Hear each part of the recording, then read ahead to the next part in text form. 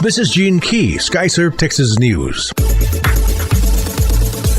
From a Texas execution on hold file. Shortly after losing a bid for clemency, Houston area death row prisoner Dexter Johnson won a stay some 48 hours before he was scheduled to die by lethal injection in the Huntsville execution chamber. The high school dropout with schizophrenia was initially sentenced to die for a 2006 carjacking that left 23-year-old Maria Aparice and 17-year-old Wei No dead in December. A local judge gave the green light to the May 2nd execution. Shortly afterward, Johnson wrote to the federal court complaining about his attorney, Patrick McCann. Since McCann had been on the case for years, the court did not kick him off, but instead appointed a second legal team headed by a federal defender, filed a motion Tuesday asking the court to reconsider, and are also working on an appeal to the U.S. Supreme Court. From Texas, Changges, a dead man's last right file. In a related report, a day after a Houston state senator penned a letter demanding changes to the execution day protocols, the Texas prison system announced it would no longer share death row prisoners' written final statements with the media. The condemned will still be able to utter last words on the gurney, but any written statements will be tucked away in the prisoner's belongings and not shared with the public.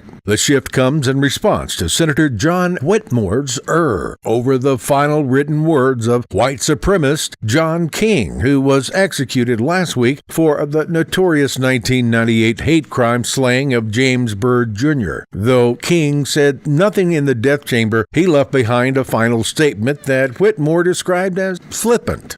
From a Stalker's trail file. It's hard to understand how an alleged stalker thought this was a good idea. A 32-year-old man arrested Monday after he allegedly stalked an auto repair shop owner for weeks and threw urine-soaked trash on his shop, according to court records. Charles Brady Gann now faces a third-degree felony stalking charge. Gann booked into the Bexar County Jail on a $10,000 bail. According to his arrest affidavit, Gann got into a traffic dispute with the owner of Cambridge Auto Center sometime in mid-March and started stalking the man. He would consistently call the auto shop to harass the owner and his employees, according to the affidavit. The harassment culminated on April the 20th at about 4:30 a.m. when Gann drove to Cambridge Auto Center and threw a large quantity of garbage soaked in urine onto the building. The 32-year-old suspect was caught on video dumping the trash. Authorities then secured an arrest warrant for the alleged stalker.